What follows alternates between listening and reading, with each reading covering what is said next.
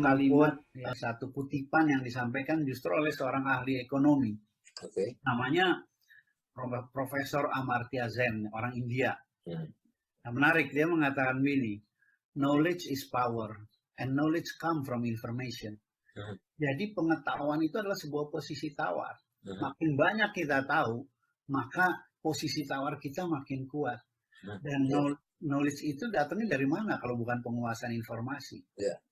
Teknologi komunikasi dan informasi yang tersedia saat ini kiranya dapat dianggap sebagai satu sarana untuk proses pencerdasan bangsa yang tadi saya sebutkan. Jadi bagaimana knowledge is power and knowledge come from information itu kita berdayakan. Kalau zaman tahun 60-an, 70-an sampai awal 80-an, kita lihat ada era perang dingin kan ya, Bung? Ya, betul. Nah, itu kenapa Amerika dan Uni Soviet bisa begitu kuat? Karena persenjataan mereka yang sangat canggih, ya kan? Ya. Sekarang Cina tidak menekankan itu. Cina justru kekuatannya ada pada penguasaan informasi. Dengan penguasaan informasi dia menguasai teknologi. Dengan teknologi dia memproduksi apa? Sekarang yang namanya mobil listrik Amerika, Ford yang namanya Ford udah tertinggal jauh. Dan itu diakui oleh Presiden Biden sendiri. Nah, ini kenapa bisa gitu? Ya karena informasi tadi. So, ya saya juga mengharapkan forum-forum seperti ini juga bukan hanya ngobrol santai untuk menghibur ya, tetapi juga hiburan juga bisa kita kemas dengan berbagai macam konten yang menambah pengetahuan. Ya, mengedukasi. Betul, agar supaya nggak orang-orang kita terutama di desa, di luar Jawa sana, itu nggak dibohongin terus gitu.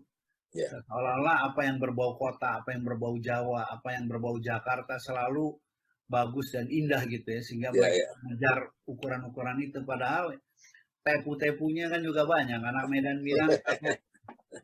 Jadi gini Fred, sebenarnya begini, ini menjawab keresahan aku.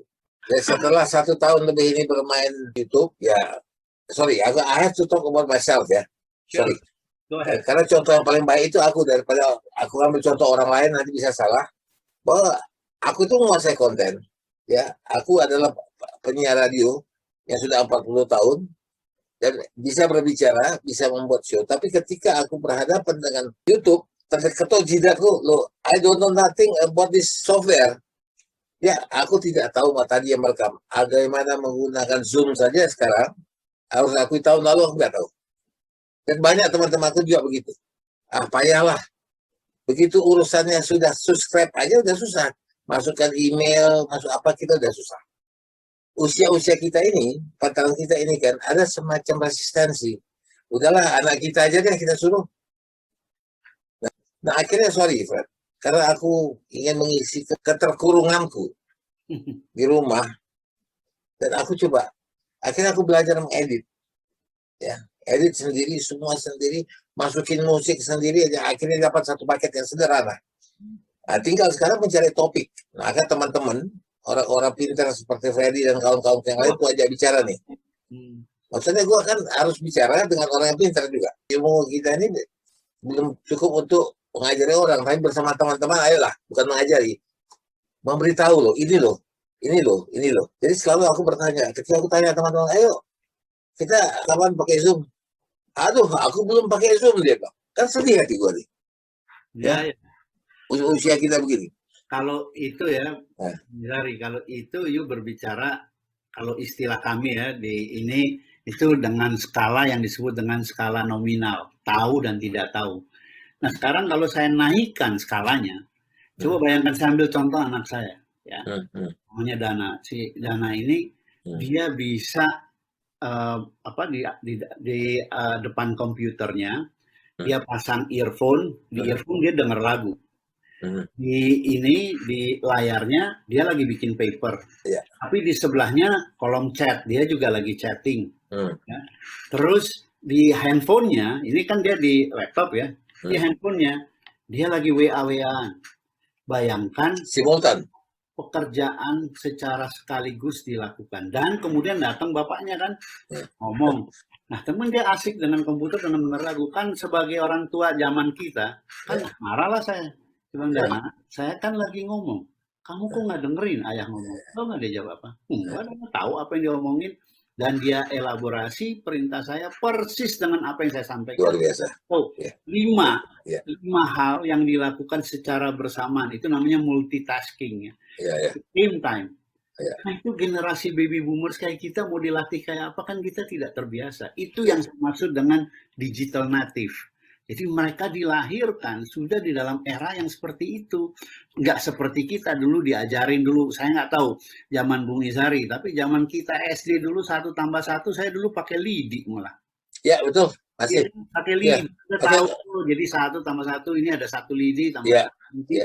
Ini 2 begini bentuknya. Betul. Nah, ya, itu.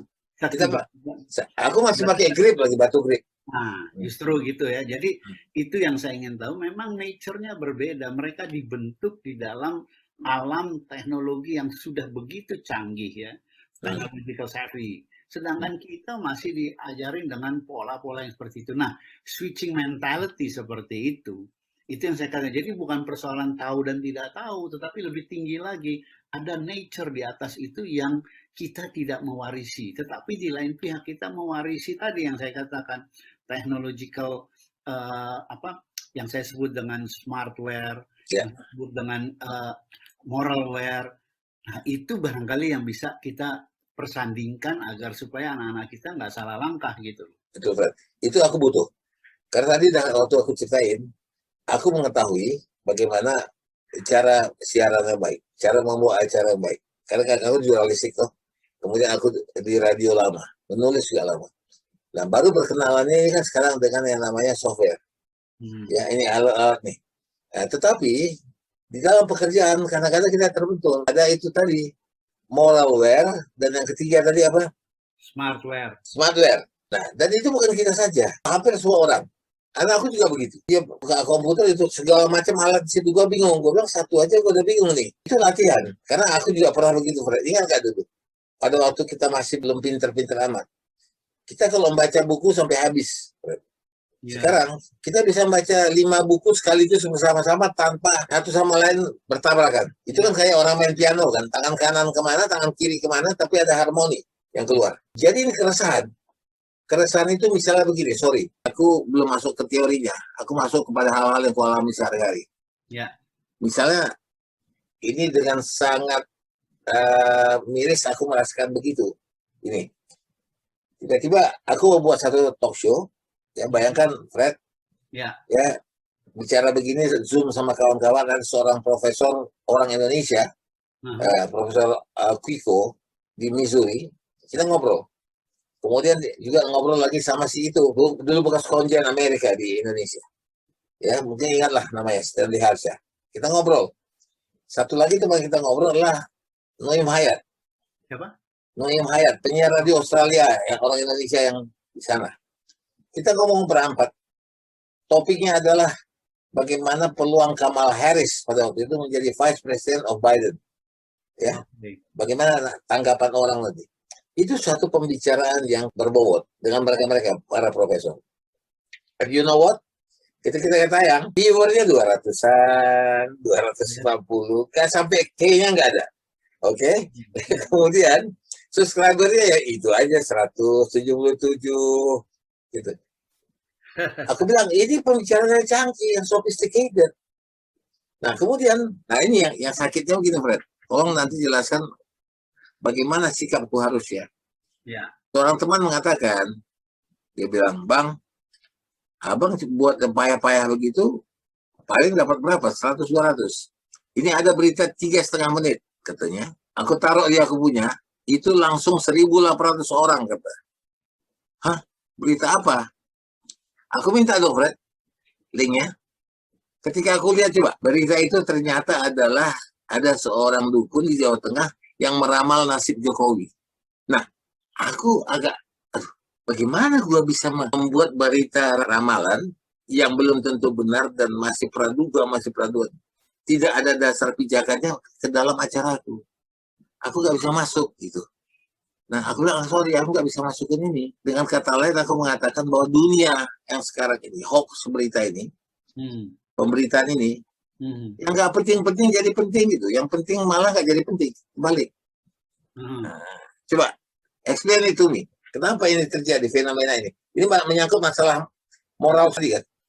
Ya, jadi begini dulu. Yang pertama itu kalau Anda kan orang media ya. Yeah. Coba bayangkan zaman Anda dulu begitu jadi seorang jurnalis, ada sekolahannya, dan Anda kan nggak mendadak tek langsung tiba-tiba menjadi pemret dan lain sebagainya. Ya, betul. Nah, taruh dulu di lapangan. Mau jadi wartawan olahraga kayak mau jadi wartawan dunia entertainment, tapi kan ada pengalaman lapangan. Habis itu meningkat, kemudian Anda menjadi koordinator lapangan. Mungkin ya, ada pendidikan lagi, Anda meningkat ya. Jadi karir itu dibentuk dan secara berjenjang. Dengan sosial media sekarang ini, anak baru lahir yang penting bisa nulis, bisa ngetik, tanpa pengetahuan apapun, nggak mau tahu dia umur berapa dan nggak mau tahu dia anak kampung atau anak kota, anak kaya atau miskin, semua bisa menggunakan. Selama Anda bisa menggunakan, tiba-tiba Anda bisa menjadi top, ya, dan lain sebagainya. Nah, orang kita saat ini sesuatu hal yang berbau kontroversial itu cepat sekali menarik perhatian. Tapi sesuatu yang sifatnya inovatif tetapi mungkin nggak ada nilai excitement-nya. Nah, contoh yang paling gampang begini deh, mobil di jalan gitu ya. Kalau Anda cuma naik motor nggak pakai helm, matiin kok. Anda nggak pakai masker juga peduli amat. Gitu ya. Tapi coba begitu ada tabrakan, berhenti tuh semua mobil. Mau ngapain? Nolong juga kagak, cuma lihat aja. Ya nggak? Nah, itu kan menarik gitu ya. Kalau dia berhenti untuk menolong, ya bagus lah gitu ya. Tapi kalau dia lihat, dia cuma lihat, itu habis itu udah, dia naik mobil lagi, dia pergi gitu. Gitu loh. Nah, ini di dalam konteks ini adalah itu tadi yang disebut dengan edukasi. Bagaimana kemudian nilai-nilai ini bisa kita rubah. Nah, saya pikir dalam konteks tadi ya, si dukun tadi kemudian tiba-tiba bisa meramal dan itu rame, sementara itu disitulah peran yang namanya literasi, yang namanya edukasi. Ya jangan kapok, Anda sebagai orang yang menguasai media minimum dengan forum yang Anda miliki saat ini, kita kan diajarin nih, saya dulu diajarin nih, teori komunikasi yang paling basic aja ya, seperti sekarang ini kita ngobrol. Barangkali ya, yang dengerin itu 100. Dari 100 yang ngedengerin, barangkali hanya 50 yang ngerti. Dari 50 yang ngerti, barangkali hanya 25 yang bisa menghayati. Tapi yang kemudian di samping mengerti, kemudian mendengar, mengerti, kemudian menghayati, yang kemudian menginternalize, melaksanakan message-message yang disampaikan dalam kehidupan kesehariannya. Bilang aja, 1-2 orang.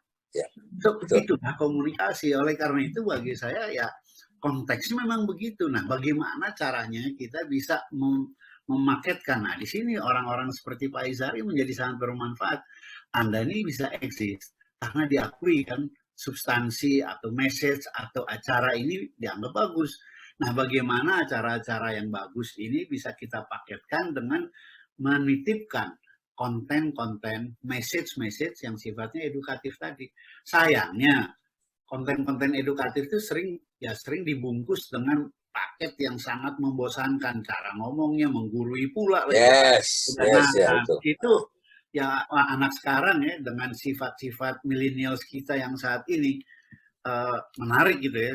Nanti saya paparkan deh ada studi Alfara yang sangat menarik gitu, menunjuk bagaimana sifat dari millennials kita gitu ya, yang serba cuek ya, multitasking tadi ya, tapi antusiastik, mudah bosan ya, sangat mobile. Itu kan sifat-sifat yang bisa nggak kita ini, apalagi sekarang ya.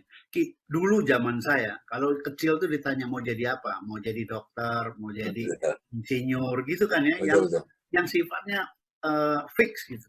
Kan enggak, gue nggak peduli ada nggak ada ijazah. Dia bisa hari ini kerja di Bali, besok dia tiba-tiba ada di Surabaya, lusa dia ada di Surabaya, ada di Jogja. Mobilitas yang tinggi, tetapi dia tetap bekerja di dalam satu atmosfer yang sangat berbeda gitu ya. Tetapi outputnya sangat luar biasa. Karena nggak seperti kita kalau menghasilkan pekerjaan harus face to face. Zaman sekarang ini kan it doesn't matter where you are. Betul. As you perform, ya sudah, Anda dianggap bagus gitu. Nah, ini yang menyebabkan memang dunia sekarang ini, saya percaya gitu ya, new normal ini atau era yang lebih disebut dengan era disruptif ya. Karena satu era kehidupan yang merubah secara total pola kehidupan kita dari pola yang lama kepada satu pola kehidupan yang sama sekali baru. Itu fakta kenyataan yang ada saat ini. So you have to adjust yourself gitu, nggak bisa. Memang kadang-kadang terasa juga kita masih meraba-raba. Aku khususnya ya meraba-raba. Aku mesti bagaimana membuat acara yang disukai. Memang we cannot please everybody. Tetapi kita bisa please certain people dengan sangat khusus, ini sudah cukup bagus. Ya, jadi dengan kata ada acara aku disukai orang, aja udah terasa bahagia lah. Walaupun sebenarnya kita kepingin, karena dampaknya, kan di belakangnya kita ngomongin ini kan ada satu pesan yang besar sebetulnya. Aku pengen mereka melihat itu, bukan melihat yang kita ucapkan. Nah, barangkali saya share sedikit ya, supaya dia menarik, kenali betul yang namanya ruang digital itu. Apa sih ruang digital itu? Supaya Anda bisa mengemasnya dengan baik yang sesuai dengan sifatnya. Nah, sifat ruang digital itu, ini ngomong teori dikit ya. Itu ada 5. Yang pertama, borderless. Borderless. Jadi ruang digital kita bersifat global, tidak terbatas pada batasan geografis. Artinya di situ ada berbagai macam keanekaragaman. Message yang Anda sampaikan memperhatikan itu. Yang kedua, accessibility. Siapa saja, kapan saja, itu bisa mengakses. Nah, itu poin kedua. Yang ketiga, anonymity. Ruang digital kita itu menyediakan fitur anonimitas yang mampu merahasiakan identitas penggunanya. Kita ngomong, Anda bilang tadi 200. You never know. Mungkin dari 200 itu bisa 400. Karena saya di sini lagi nonton. Di belakang saya bisa ada orang. Bisa ada anak saya. Bisa ada ini. So, jangan sekali-kali meremehkan, wah pengikut gue cuma 100, 200. You never know. Itu tadi ya. Silent listeners ya. Kemudian yang keempat adalah yang disebut dengan interactivity. Ruang digital itu menyediakan wadah interaksi antar pengguna yang terjadi non-stop 24 hours 7 days a week. Nah, yang kelima terakhir itu rapidity. Rapidity ini adalah ruang digital yang memungkinkan data dan informasi secara cepat. Nah, jangan sampai message yang Anda sampaikan itu valid untuk kemarin, untuk bulan lalu, untuk tahun lalu. But what is changing?